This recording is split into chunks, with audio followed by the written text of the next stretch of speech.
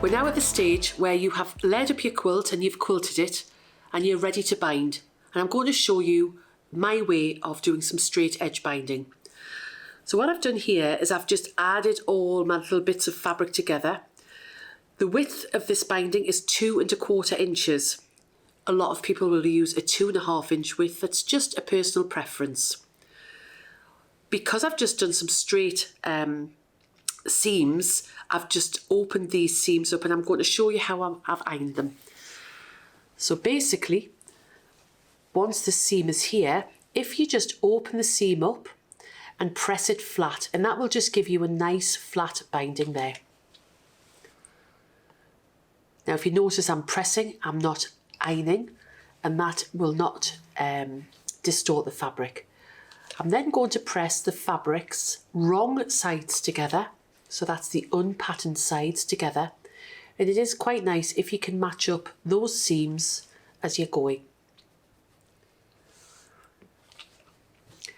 Now, when you start to bind, you need to measure each side of your quilt.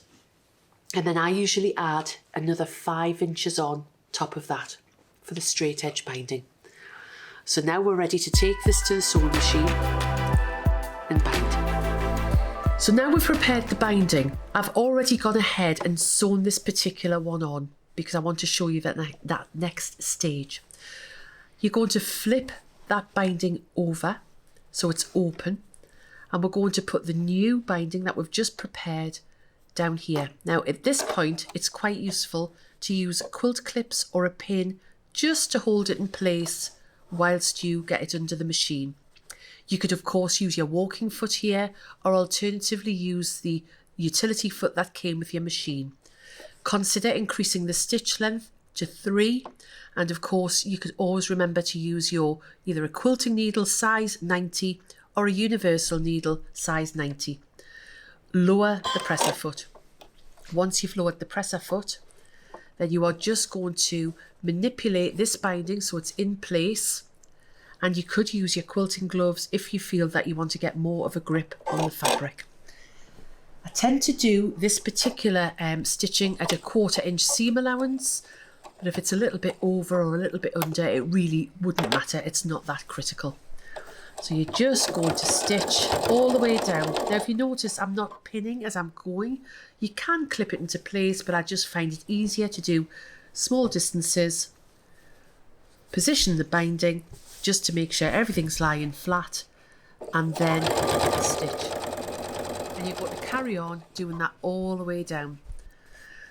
Now when we're doing things on camera, we just sometimes aren't necessarily at the correct angle that we want to be, but you can just take your time whilst you're sewing. Can you see every few inches I'm just checking that the binding is in place, that all of the raw edges, the 3 raw edges, are all matched up, and I'm not stretching the binding, and I'm just going to sew down, and I'm just going to carry on sewing all the way down to the end.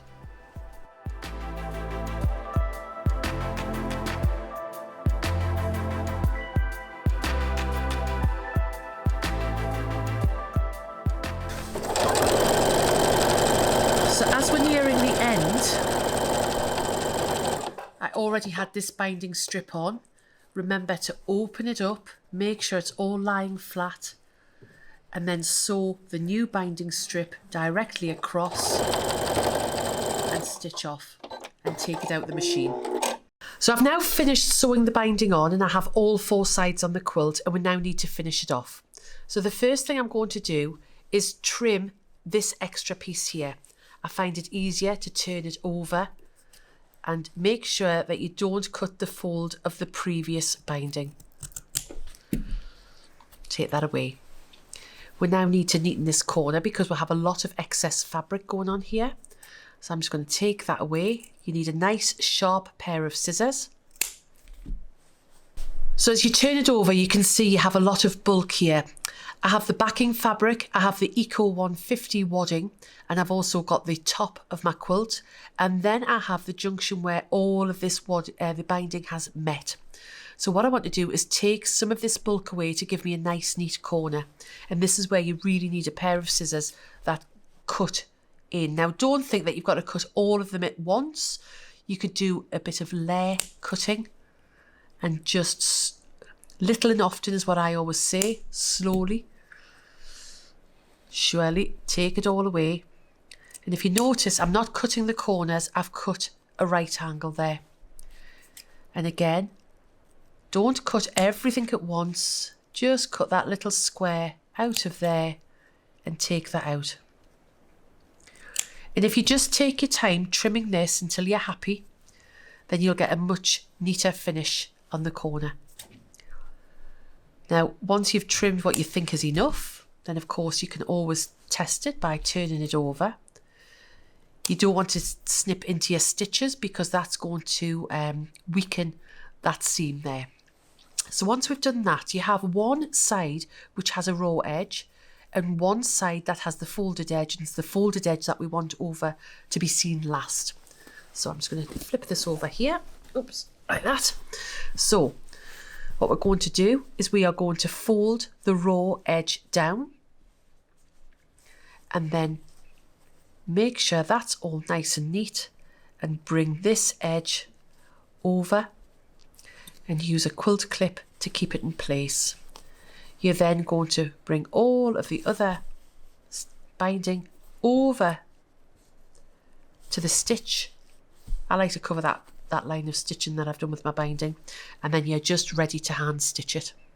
And you have a nice, neat, if I just do that there, you've got a nice, neat corner. As you can see, Vlieseline has a wide range of products, each with different properties and benefits for your projects. You can view the whole range on the Vlieseline website, where you can download the brochure, which has detailed information on all of the products across our 4 categories. You can also join the conversation with us on our Facebook page, Creative Community Group and Instagram. All of the details are below.